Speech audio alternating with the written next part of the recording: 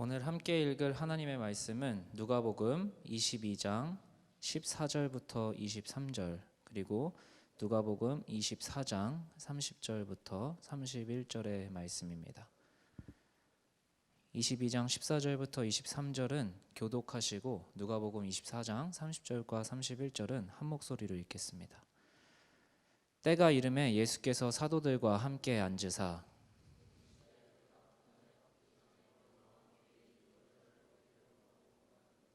내가 너희에게 이르노니 이 유월절이 하나님의 나라에서 이르기까지 다시 먹지 아니하리라 하시고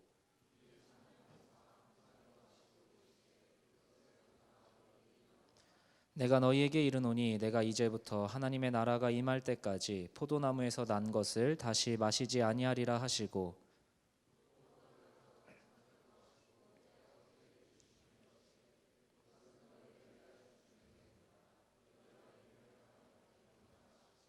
저녁 먹은 후에 잔도 그와 같이 하여 이르시되 이 잔은 내 피로 세우는 새 언약이니 곧 너희를 위하여 붓는 것이라.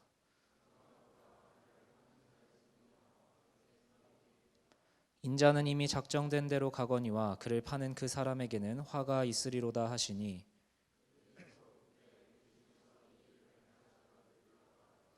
이제는 함께 읽겠습니다. 그들과 함께 음식 잡수실 때에 떡을 가지사 축사하시고 떼어 그들에게 주시니 그들의 눈이 밝아져 그인 줄 알아보더니 예수는 그들에게 보이지 아니하시는지라. 이는 하나님의 말씀입니다. 네, 여러분 혹시 우리가 가장 익숙하게 하는 인사가 뭔지 혹시 아시나요? 아마 밥 한 번 먹자가 아닐까 생각이 들어요.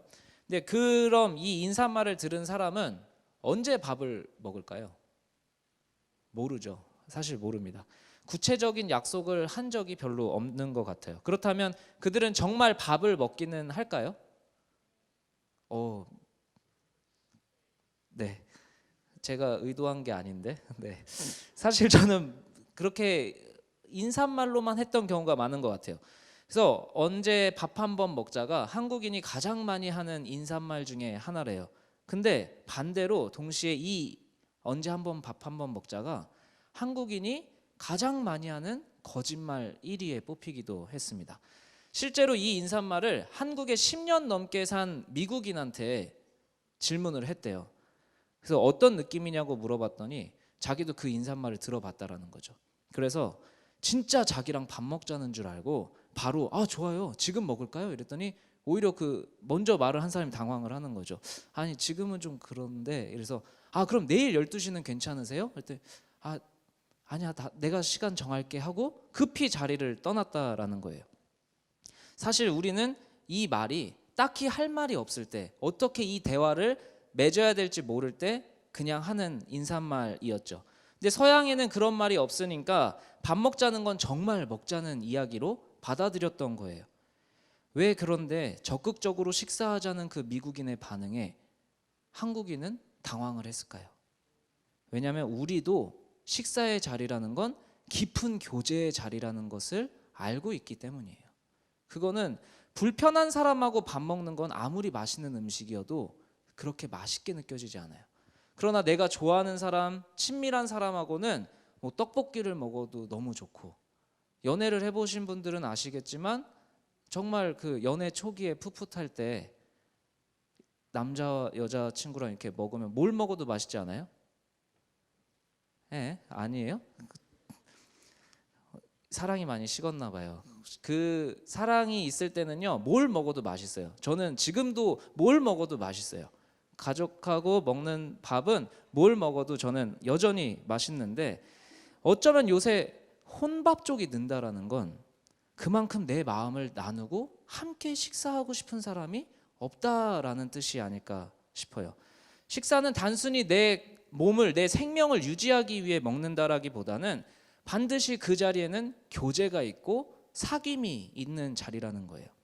그래서 우리가 드리는 이 교회 예배 중에 식사의 자리를 본떠서 기념하는 게 바로 성찬입니다. 그래서 원래 초대교회에서는요, 이 성찬이 가장 중요한 예배 순서 중에 하나였어요. 그런데 종교개혁 이후에 이 성찬보다는 말씀이 더 중시되면서 개혁교회, 뭐 장로교나 감리교나 이런 쪽에서는 성찬을 자주 하지는 않죠. 근데 성찬이 저도 이제 그냥 일반 성도였을 때는 성찬에 대해서 잘 몰랐어요. 근데 어느 날 성찬을 하는데 문득 눈물이 핑 도는 거예요. 그냥 원래 먹던 떡이고 원래 먹던 포도주였는데 눈물이 주르륵 나는 거예요. 왜 그랬는지 정확하게 모르겠는데 그냥 너무 죄송한 마음도 들고 동시에 너무 감사한 마음도 들더라고요. 마음속으로 예수님 죄송해요. 마음속으로 예수님 감사해요. 울먹울먹 기도한 적이 생각이 났어요. 그때는 왜 성찬 때 그랬는지 잘 몰랐거든요. 그런데 예수님을 알아가고 말씀을 깨달아가면서 아, 성찬이 이런 거구나를 깨닫고 나서 왜 그때 죄송한 마음과 감사한 마음이 동시에 들었는지를 점차 알게 되었던 것 같습니다. 저는 그래서 여러분도 성찬이 감동이 되면 좋겠다라는 생각을 했어요. 그냥 의미 없이 의례적으로 드리는 예배의 순서 중 하나가 아니라 진짜 우리의 굳어진 마음이 풀어지고 예수님에 대한 사랑이 회복되는 예배의 순간이 되면 좋겠다라는 생각이 들었습니다. 그래서 제가 경험한 그 성찬의 감동과 기쁨이 함께 경험되면 좋겠다라는 생각으로 이 말씀을 준비했습니다. 오늘 성찬에 대해서 함께 나눌 텐데 이 성찬은 그냥 한자어를 풀어보면 거룩한 식사라는 뜻이 됩니다. 그런데 성찬을 조금 더 이렇게 이해하면 좋겠어요. 왜 거룩한가? 바로 예수님을 기억하는 자리이기 때문에 거룩한 식사의 자리가 되는 거예요. 그런데 그냥 예수를 기억하는 자리야 라고 하면 막연하죠. 그래서 오늘은 그 예수를 어떻게 기억하냐? 바로 사랑의 예수로 여러분들이 기억을 하면 좋겠어요. 근데 이 사랑의 예수도 그냥 사랑의 예수가 아니라 어떤 사랑의 예수인지 조금은 구체적으로 우리가 묵상을 해보도록 하겠습니다. 먼저 띄워주셨는데요. 첫 번째 기억해야 될 예수님의 사랑의 모습은 불편한 사랑의 예수님입니다. 한번 따라해 볼까요? 불편한 사랑의 예수님. 네, 성찬하면 가장 먼저 떠오르는 그림은 아마 최후의 만찬일 거예요. 왜냐하면 예수님이 죽기 직전에 떡을 떼고 포도주를 부으시고 기념하신 그 그림이 여러분에게 떠오를 겁니다. 오늘 우리가 읽은 누가복음 22장 첫 번째 본문도 바로 이 최후의 만찬 때 예수님과 함께 식사한 제자들이 등장을 하는 거예요. 한번 머릿속으로 좀 상상을 해보면 좋겠어요. 여러분이 시한부 인생이에요.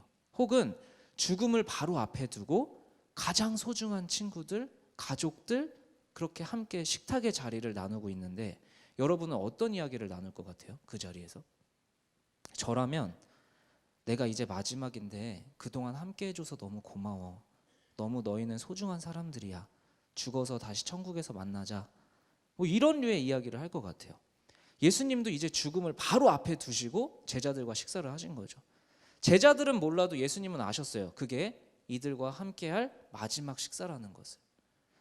그런데 제가 생각한 그림과는 너무 다른 이야기가 오늘 본문에서 펼쳐지는 겁니다.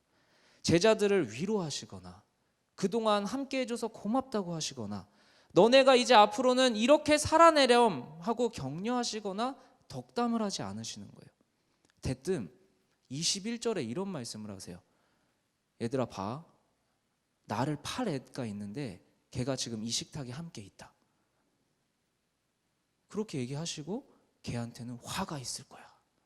오히려 저주하는 듯한 내용이 이 마지막 식탁의 자리에서 선포되는 거예요. 근데 거기서 멈추지 않으시고요. 33절에 베드로가 예수님 저는 예수님과 함께 감옥에도 갈 거고요. 죽는 데에도 갈 거예요. 이렇게 얘기하면 저라면 마지막 식사니까 그냥 그래 베드로야 너 항상 이렇게 말해줘서 참 큰 힘이 된다. 고맙다. 이래도 될 법한데 너 오늘 나 배신할 거야. 이렇게 얘기를 하시는 거예요. 마지막 식사의 자리에서. 너무 마지막 식사면 그냥 좀 좋은 추억 쌓아도 되고 좋은 이야기 해주셔도 되는데 왜 굳이 예수님은 이렇게 더 불편한 자리를 만들고 계신 걸까? 문득 신대원 다닐 때 한 형이 떠올랐어요. 이 형이랑 종종 밥을 먹었는데 밥 먹을 때마다 체할 것 같았어요. 그냥 이런 일이 있었다라고 이야기를 하면 항상 기분 나쁘게 결말을 내는 거예요. 이 형은 한 번은 이제 제가 소개팅을 하고 이제 이 형을 만났는데 만난 여자가 어떤 사람인지 잘 모르겠다. 어떻게 이야기를 해야 될지 모르겠다라고 고민을 상담을 했죠. 왜냐하면 저는 여자랑 얘기를 해본 적이 없으니까. 그래서 그냥 편하게 웃으면서 화제를 꺼냈는데 이 형이 갑자기 저를 비난하기 시작하는 거예요. 너는 그래서 안 되는 거다. 여자는 이렇게 이야기를 리드해야지 좋아하는데 거기서 그러고 있으면 어떡하냐. 기분이 좀 상했죠. 그래서 알겠어요 하고 그럼 그렇게 해볼게 하고 찝찝한 마음으로 식사의 교제가 끝난 거죠. 그리고 이제 다시 소개팅을 하고 그 형이 저의 결과가 궁금했나 봐요. 또 밥을 먹자고 얘기를 하는 거예요. 좀 밥 먹기가 싫었죠. 또 잔소리 할 게 뻔하니까. 근데 뭐 먹자고 하니까 먹었어요. 근데 대뜸 이번엔 잘했냐라고 또 묻는 거예요. 형이 하라는 대로 했는데 그 방법 별로인 것 같은데 저도 이렇게 좀 톡 쏘아서 얘기를 했죠. 내가 너 그럴 줄 알았다 이러는 거예요 갑자기. 또 내 잘못인 거지. 너 연애 한 번도 안 해봐서 그런 거야. 그래서 또 연설을 늘어놓는 거야. 이 형이랑 밥 먹으면 항상 이런 식이에요.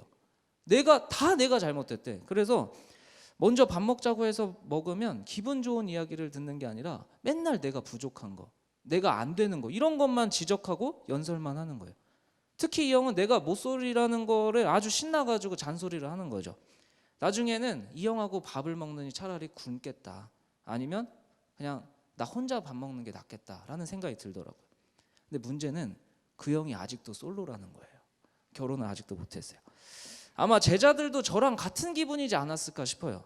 6월절이 제일 큰 명절이니까 어떻게 보낼까 생각을 하고 있었을 거예요.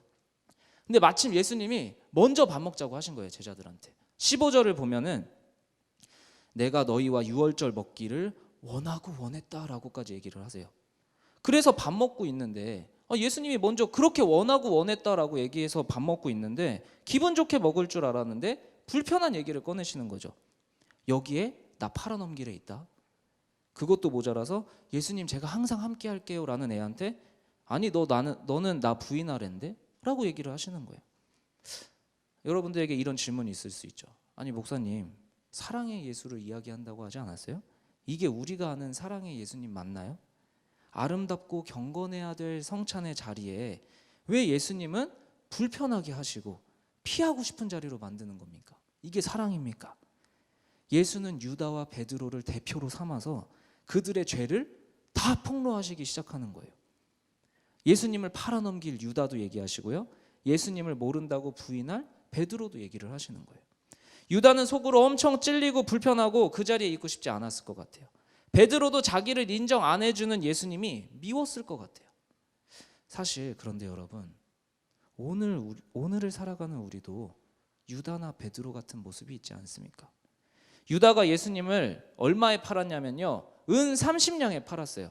근데 이 은 30냥이 어느 정도의 가격이냐면 노예 2명도 못 사는 가격이에요. 로마 시대 때 왕을 배신하고 땅을 바친 장군한테는요 황금 100에서 500냥을 줬대요. 근데 당시 예수님은 어느 정도였죠? 예수님을 따르는 사람이 엄청 많았고 그래서 항상 대제사장들과 바리새인들이 예수님을 죽이고 싶어서 안달이 났는데 못 죽이고 있었잖아요. 그 예수를 팔면 적어도 황금 100냥은 받았어야 될 것 같아요. 근데 단돈 은 30냥의 예수님을 팔아버린 게 유다였던 거예요. 자기 욕심에 눈이 멀어서 너무나 헐값에 예수를 팔아버린 게 유다였던 겁니다. 근데 우리도 그렇지 않아요? 가장 소중한 분이 하나님이라고 고백은 하는데 너무 헐값에 예수님 팔아넘기지 않아요? 영생, 구원 이런 이야기 하다가 내가 물질이 조금 부족한 것 같아. 그러면 바로 이런 하나님 안 믿어 라고 생각하지 않아요? 하나님 사랑해요. 나 같은 죄인을 살려주셔서 감사합니다 하다가 조금만 일이 안 풀리면 너무나 쉽게 그런 하나님 필요 없다고, 내 문제 당장 해결 안 해주는 예수는 필요 없다고 얘기해버리지는 않아요? 베드로처럼 예배 드릴 때나 교회에서는 신앙적인 이야기를 하다가도 세상에 나가면 내가 그리스도인이라는 걸 드러내기가 꺼려져서 그리스도인이라는 정체성을 숨기고 있지는 않아요?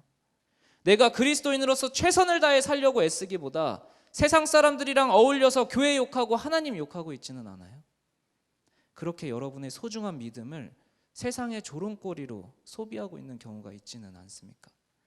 우리도 사실 유다나 베드로나 똑같은 존재들인 겁니다. 예수님은 오늘 우리에게도 동일하게 이야기하실 거예요. 저에게도 동일하게 말하시는 거예요. 송요한, 너 그 정도밖에 안 돼. 너 나 못 믿어. 여러분, 그런데 여기에 예수님의 진짜 사랑이 있는 겁니다. 우리는 너무 거짓 칭찬에 익숙한 존재가 되고 마른 것 같아요. 나를 인정해 주는 말, 너 잘할 거야, 너 뭐든지 할 수 있어 라는 말이 듣기가 좋아요. 그런데 너 못해, 너 부족해 라는 말은 솔직히 듣기가 싫죠. 저도 듣기 싫어요. 근데 그런 이야기를 저한테 하는 사람들에게 바로 이런 생각이 들어요. 어떤 생각이 드냐? 쥐는 얼마나 잘한다고. 이 생각이 바로 들 거예요. 그런데 우리를 그렇게 불편하게 하는, 너 못해, 너 나 배신할 거야, 너 나 팔아넘길 거야, 그 불편하게 지적하시는 예수님의 사랑은 조금 달라요. 그분은 자신의 사랑을 이야기하실 때 이렇게 얘기하시는 거예요. 너네 못해, 절대 못해. 유다야, 너 마음에 있는 탐욕 너 절대 못 이겨. 그래서 너 나 팔 거야. 베드로야, 너 지금같이 담대하게 얘기하지, 너 절대 못해. 너 나 믿는다고 고백 못해. 너 나 배신할 거야. 여러분, 근데 이게 진짜 예수님의 사랑인 겁니다. 다른 사람이 나에게 너 못해 이러면 그냥 기분이 나쁘죠. 쥐는 얼마나 잘한다고 판단이야 라는 생각이 드는데, 예수님이 우리에게 너 못해 이러면 우리는 어떤 생각이 들죠? 예수님 맞아요, 나 못해요. 예수님이 진짜 필요해요 라는 생각이 드는 겁니다. 예수님은 식사 자리에서 그들이 지을 죄를 그냥 예언하시고 저주하신 게 아니에요. 유다야, 너 탐욕 못 이겨. 그래서 너 나 팔 거야. 베드로야, 너 안 담대해. 너 믿음 없어. 그래서 너 나 배신할 거야. 그러니까 유다야, 내가 이 떡같이 쪼개져서 이 포도주 같은 피를 흘려서 너를 살릴 거야. 그러니까 베드로야, 내가 너희를 위해 죽고 너희를 위해 피를 흘릴 거야. 너네는 못하니까, 너네는 넘어질 거니까, 너네는 큰 죄를 지을 수밖에 없으니까 내가 대신 죽을게. 그러니까 꼭 기억해. 너네는 못한다. 그래서 내가 하는 거다. 너네는 안 된다. 그래서 내가 하는 거다. 그러니까 너네는 나 믿어. 나 기억해. 너희를 위해 죽는 나를 기억해. 그게 예수님이 그 식탁의 자리를 굳이 불편하게 만드신 이유인 거예요. 여러분이 성찬을 할 때 예수님은 그 성찬의 자리에 참여한 우리에게 똑같이 외치시는 겁니다. 연동의 청년들아, 너네 못한다. 너네 죄 못 이긴다. 너네 또 넘어진다. 그래서 내가 대신 죽은 거다. 그러니까 너희를 위해 대신 죽은 나를 기억해야 된다. 너네 스스로 믿지 마. 너네 못해. 나 믿어. 성찬은 뭐라고요? 예수를 기억하는 자리라고요. 처음 성찬하며 이유는 모르지만 눈물을 흘렸을 때 왜 죄송한 마음과 감사한 마음이 함께 들었나? 이유는 이거 하나였습니다. 나는 이거밖에 안 되는구나. 나는 맨날 죄 지을 수밖에 없구나. 그런데 아니, 그래서 예수님이 죽으셨구나. 그래서 죄송한 마음과 감사한 마음이 함께 들면서 눈물을 흘렸던 것 같습니다. 예수님은 유다와 베드로에게 그래서 미리 말해주신 거예요. 정말 후회할 때, 너네 스스로 너 스스로에게 실망할 때, 정말 너네가 아무것도 아니구나 좌절할 때 스스로 심판하고 좌절한 채로 인생 포기하지 말라고. 나 너네 그럴 줄 이미 알고 있었다고. 예수님은 우리를 기대하시지 않습니다. 대신에 예수님은 우리를 사랑하십니다. 때로는 우리를 인정해 주시지 않고 기대하시지 않는 너무 솔직한 모습이 불편하게 느껴질 수도 있지만 그게 예수님의 진짜 사랑인 겁니다. 우리는 인정받을 만한, 기대받을 만한 사람들이 아닌 것을 솔직히 스스로 더 잘 아실 거라고 생각합니다. 그럼에도 넌 잘할 거야, 넌 뭐든지 할 수 있어 라는 거짓 기대와 인정만 받을 때 기분이 좋은데 이상하게 인생이 더 헛헛한 겁니다. 그런 우리에게 예수는 진짜 우리가 누구인지 알려주시는 거예요. 너네 못해. 너네 자체엔 희망이 없어. 그런데 오히려 우리를 인정해주지 않으시고 우리를 기대하지 않으시는 그 있는 그대로 사랑해 주시는 그 예수님의 사랑이 오히려 우리를 더 담대하게 만들어 주시는 것입니다. 혹시 이 자리에서 나는 가치가 없어, 나는 살 소망이 없다라고 생각하는 청년이 있다면, 맨날 습관적인 죄에 지쳐서 난 회복이 불가능한 존재야 라고 스스로 판단하는 자가 있다면 이 시간 예수의 음성에 귀 기울이기를 권면합니다. 예수는 이미 우리가 얼마나 아무것도 아닌지, 배신하고 합리화하며 예수를 팔아넘기는 존재들인지 이미 알고 계십니다. 죄에 굴복할 존재들인 걸 이미 알고 계십니다. 그래서 기억하라는 거예요. 그래서 기념하라는 거예요. 뭐를? 그런 너희를 위해 내가 죽었다고. 그런 예수님이 우리를 구원할 것이라는 걸 기억하고 포기하지 말라고 얘기하신 겁니다. 예수가 여러분을 위해 기도하십니다. 살아야 됩니다. 성령으로 선포합니다. 주님은 여러분들이 다시 돌아오기를 원하십니다. 죄를 짓지 않기를 원하시는 게 아니라 죄를 지어도 또 예수님 앞에 돌아오기를 원하시는 게 바로 우리가 믿는 예수님인 겁니다. 예수님의 사랑은 끝이 없습니다. 영원은 끝이 없다라는 뜻이죠. 여기가 우리는 끝이라고 생각하는데, 나는 더 이상 하나님이 사랑받을 존재가 아니야, 여기가 끝이야 라고 생각하는데, 하나님은 또 그런 우리와 관계를 이어가시는 거예요. 그게 영원한 사랑의 힘이고, 그게 예수가 우리를 위해 죽으신 그 사랑의 힘인 겁니다. 두 번째 기억해야 할 사랑의 예수님은 다시 시작하는 사랑의 예수님입니다. 한번 따라해 봅시다. 다시 시작하는 사랑의 예수님. 성찬은 우리가 생각했을 때 최후의 만찬에서만 기억하고 기념하는 게 아니었어요. 오늘 두 번째 읽은 본문은요, 예수님이 죽으시고 실망에 빠진 두 제자의 모습을 보여줍니다. 이들이 얼마나 시리에 빠졌냐면요, 누가복음 24장 15절 16절 보면은 부활하신 예수님이 그들한테 가까이 도착하세요. 자기들끼리 이렇게 얘기를 하고 있는데 부활한 예수님이 오세요. 근데 뭐라고 돼 있죠? 그들의 눈이 가려져서 예수님을 못 알아보는 겁니다. 심지어 22절에 보면은 이미 예수님의 시체가 사라지고 부활하셨다라는 걸 증언하는 여인들의 이야기를 들은 상태였어요. 부활 소식을 들었는데도 이들은 못 믿고 있는 거예요. 그런 그들에게 예수님은 계속해서 말씀으로 가르치세요. 그런데 그들은 안 들리는 거예요. 여러분, 너무 큰 실패를 경험하거나 하나님에 대한 그래서 불신이 생긴 사람들에게 아무리 예수님의 죽으심과 부활을 이야기하고 하나님이 너를 사랑한다고 해도 안 들리는 경우를 본 적이 있을 겁니다. 아니면 직접 여러분들이 그런 시리에 빠진 적이 있었을 수도 있겠죠. 저도 신대원 때 진화론을 너무 열심히 공부하다가 신앙을 잃은 적이 있어요. 그때 친한 형들은 한껏 시니컬해진 저에게 기도도 해주고 신앙 이야기도 해주고 성경 이야기도 해줬는데, 저는 이미 다 아는 얘기들이잖아요. 더 날카롭게 비판하고 더 치밀하게 공격을 한 거죠. 아무리 그 형들이 눈물로 기도해줘도 안 들렸어요. 도무지 들리지가 않았어요. 이 두 제자도 마찬가지였어요. 너무 실망이 커서 자기들이 지금껏 따라다니던 예수에 대한 불신이 굳게 자리 잡힌 거예요. 심지어 부활하신 예수가 그들 옆에서 직접 말씀을 가르쳐 주시는데도 이 사람이 예사롭지는 않다라는 건 알지만 예수라는 걸 전혀 못 알아보는 거예요. 부활 소식을 들었지만 부활을 도무지 못 믿고 있는 거예요. 그런 그들에게 예수님이 무엇을 하시나? 그게 바로 오늘 30절 31절의 말씀입니다. 함께 식사를 하실 때 떡을 가지고 축사를 하세요. 그리고 떼어서 그들에게 주십니다. 어떤 장면이 떠오르시죠?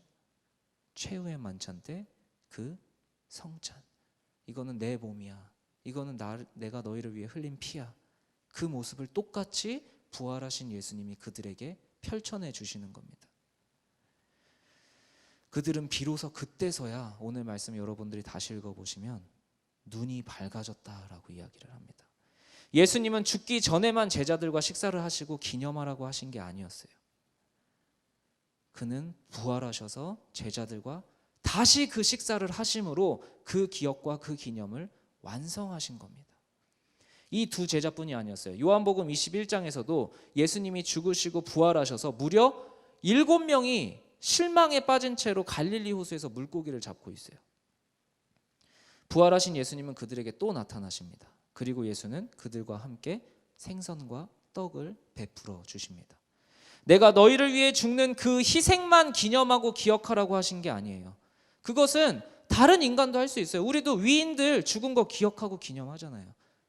우리의 부모님, 혹시 우리의 조부모님, 돌아가신 조상들 기억하고 기념하잖아요. 그건 모든 인간이 할 수 있는 거예요. 그러나 예수는 부활하셔서 그 최후의 만찬에 있었던 그 성찬을, 그 기억을 완성하시는 거예요. 너네 내가 버티라고 했지. 너네 죄 지을 거라고 했지. 그러나 버티라고 했지. 내가 너네 살릴 거라고 말했지. 그래서 예수님은 부활하시자마자 자기를 배신하고 부인하고 다 도망친 제자들을 하나하나 찾아다니시면서 성찬의 자리를 다시 완성하신 거예요. 거봐, 기다리라고 했잖아. 내가 부활한다고 했잖아. 내가 살아나면 너 만나준다고 했잖아. 내가 부활해서 너 용서해 준다고 했잖아. 죽은 예수를 기억하는 게 성찬이 아니라 부활해서 우리를 그분과 똑같이 살리실 예수를 기억하고 기념하는 게 바로 성찬인 겁니다. 성찬은 나를 위해 죽으셨구나 감사하는 것뿐만 아니라 그 예수가 다시 살아나셨구나, 그래서 다시 희망을 갖고 다시 예수를 바라보게 하는 그 시간이, 예수와 다시 내 부족하고 내 망가진 인생 같고 더 이상은 회복이 불가능한 것 같을 때 다시 시작하게 하시는 게 바로 성찬의 자리라는 겁니다.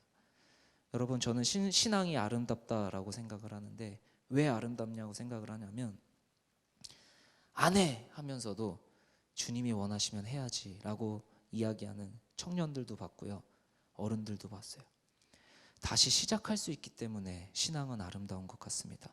나 용서 안 해, 나 용서 못해, 쟤만은 용서 못해 해놓고 주님이 원하시면 또 하려고 애를 써요. 그런 청년들 너무 많이 봤어요. 그런 어른들 너무 많이 봤어요. 주님이 원하시면 또 해야지, 그 마음으로 용서 다시 시도해 보는 거예요. 또 넘어지면 또 시도하는 거예요. 때로는 교회에서 너무 큰 상처를 받고 나 이제 교회 다시는 안 다녀, 아니면 어떤 계기를 통해 하나님이 없는 것 같아, 나 다시는 하나님 안 믿어. 근데 이상하게 하나님의 음성이 또 들리는 거예요. 이상하게 찬양이 듣고 싶고 이상하게 교회를 가고 싶고 이상하게 회복을 꿈꾸는 거예요. 다시 시작하게 되는 거예요. 왜? 예수님이 부활하셨으니까. 사실은 예수님도 똑같았어요. 예수님도 신앙생활 너무 힘드셨어요. 제자들과 보이는 잔을 포도주로 채우시고 내 피하라고 말씀하셨지만 보이지 않는 잔을 들고 하나님한테 다가가세요. 그리고 하나님, 나 이거 못하겠어요, 하지 않게 해주세요라고 얘기를 해요. 베드로전서에서는요, 예수님이 지옥에 내려가셨다라고 묘사를 해요. 천국과 지옥은 시간의 개념이 없기 때문에 이 시간에서는 3일일지 몰라도 그 지옥에서는 영원한 형벌을 받으신 거예요. 예수님이 땀이 피가 되도록 나 이 잔을 내게서 돌려달라고 그렇게 간구를 하세요. 근데 그 예수님은요, 끝내 십자가를 선택하신 거예요. 왜요? 하나님을 너무 사랑하셨고요, 또 우리를 너무 사랑하셨기 때문에요. 성경이 말하는 사랑은요, 이해가 안 돼요. 근데 그 이해가 안 되는 사랑을 예수님이 하신 거예요. 아무리 괴롭고 아무리 두렵고 아무리 힘들어도 그걸 이기는 사랑이 있다라는 걸 말해주시는 게 바로 성경이 이야기하는 사랑인 겁니다. 세상의 눈으로 볼 때는 아무리 봐도 안 보이는 그 사랑이 성경에는 있는 겁니다. 엠마오로 가는 두 제자처럼 예수가 옆에 있어도 안 보일 때가 있어요. 두려움과 실패와 좌절 때문에 그 예수님의 사랑이 도무지 안 보이고 그 예수님의 사랑이 도무지 느껴지지 않는 청년들이 있을 수 있어요. 목회자인 저도 안 믿어질 때가 있어요. 우리가 사랑을 말하지만 사실 사랑하는 거 너무 두려워요. 때로는 사랑받는 것도 두려워요. 하나님이 나를 너무 사랑하시면 뭔가 지금 내가 잘하고 있는 거 다 뺏어가실 것 같은 두려움이 있어요. 그냥 날 내버려 두시면 좋겠다. 하나님이 날 사랑하신다고 얘기하지만 그럴 거면 그냥 날 내버려 두시면 좋겠다라는 생각도 할 수가 있어요. 그러나 주님은 사랑으로 모든 두려움을 이기신 분입니다. 사랑으로 고난을 이기신 분입니다. 사랑으로 죽음까지 이기신 분입니다. 그 사랑을 믿는다고 모인 우리가 그리스도인인 겁니다. 그리고 말씀하고 약속하십니다. 아무리 괴롭고 두려워도 그걸 이겨낼 수 있는 사랑이 여기에 있다. 우리 청년들이 세상이 주는 가짜 사랑 말고 진짜 사랑을 바라고 경험하는 청년들이 되기를 축복합니다. 여러분, 오늘은 성찬에 참여할 거예요. 성찬에 참여한다는 거는요, 하나님, 신앙이 너무 버겁습니다. 그러나 주님이 이기신 그 사랑, 주님이 다시 시작하게 하신 그 사랑 나한테도 나눠주세요.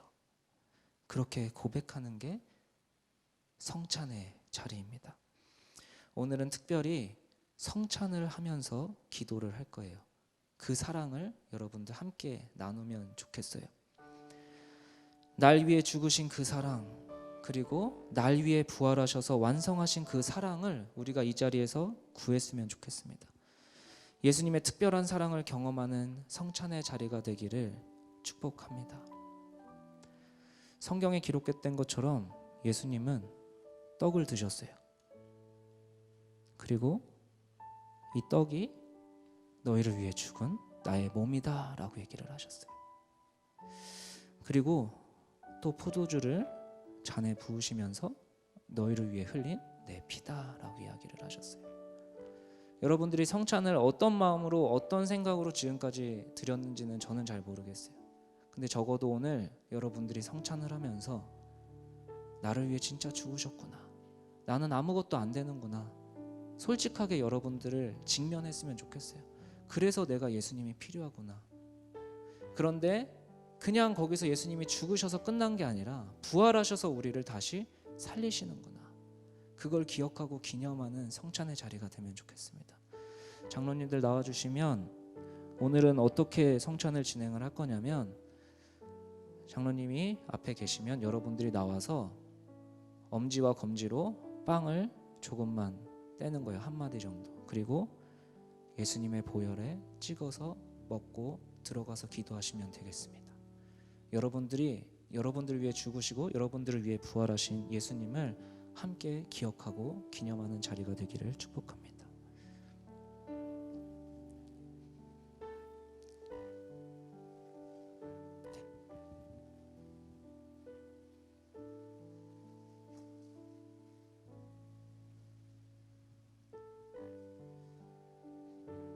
오늘은 찬양팀 쪽부터 천천히 나와서 예수님의 몸이신 빵을 뜯고 포도주에 찍어 이쪽으로 돌아서 제자리로 돌아가시면 되겠습니다. 불을 꺼주시고요. 잠잠히 여러분 앞에 나와 있는 기도 제목을 보면서 여러분들이 회개하면 좋겠습니다. 예수님을 팔았던 가룟 유다나 나나 똑같습니다. 예수님을 배신한 베드로나 나나 똑같습니다. 여러분의 삶에서 너무나 헐값에 예수님을 팔았던 기억이 있다면, 너무나 아무렇지 않게 교회 욕을 하고 너무 아무렇지 않게 하나님 욕을 한 기억이 있다면, 이 시간 나는 그거밖에 안 되는 존재라는 걸 회개하면 좋겠습니다. 자리에 앉아서 돌아가실 때 앉아서 그 예수님을 묵상하시면 좋겠습니다. 앞에서부터 이쪽으로 나와서 나오시면 되겠습니다.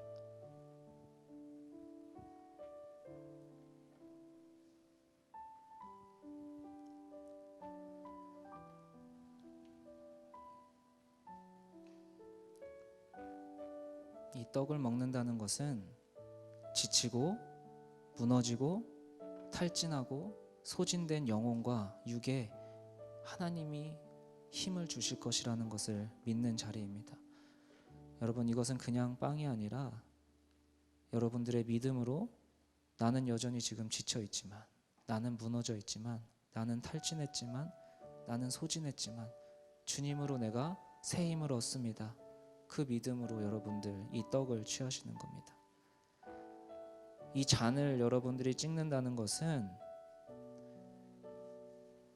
주님의 피가 나의 몸으로 들어온다라는 것을 믿는 것입니다. 좌절하고 축 늘어진 내 영혼을 살리는 생명임을 믿는 겁니다. 여러분들 살다 보면 수많은 상처도 있었을 거고 아픔도 있을 거고 죄로 여러분들의 영혼이 여기저기 찢겨 있을 것 같아요. 그 영혼에 모든 피가 다 쏟아져 냈는데 마치 수혈을 하듯이 주님의 생명이 나에게 찾아오신다라는 걸 믿으며 성찬하시면 좋겠습니다.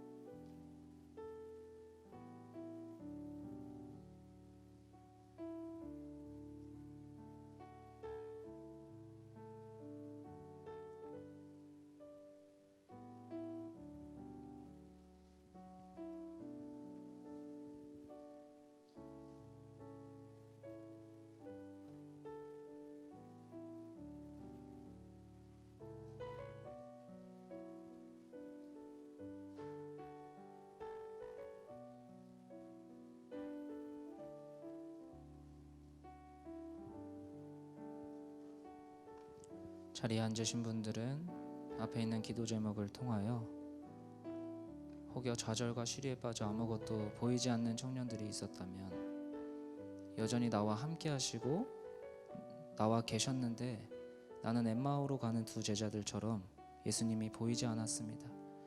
그러나 이 성찬의 자리를 통하여 예수님이 다시 회복되길 원합니다. 예수님을 보는 눈이 여러분이 떠지길 소망합니다. 단순히 의식이 아니라 진짜 여러분들의 영혼의 눈이 떠이고 전혀 보이지 않았던 그 예수가 보이는 자리가 되기를 축복합니다. 자리에 앉으셔서 혹여 예수님이 보이지 않는 청년들이 생각난다면 그 청년들을 위해 함께 기도해 주시면 좋겠습니다. 하나님, 이가 교회를 열심히 다니는 것 같은데 예수님을 모릅니다. 예수님의 부활을 아무리 이야기해도, 예수님이 너를 위해 죽으시고 너를 사랑하신다라고 이야기해도 믿어지지 않는 청년들을 위해 함께 기도하면 좋겠습니다. 예수님, 그들에게 드러나 주시고 그들에게 말씀이 들리게 하시고 회복되게 하여 주옵소서.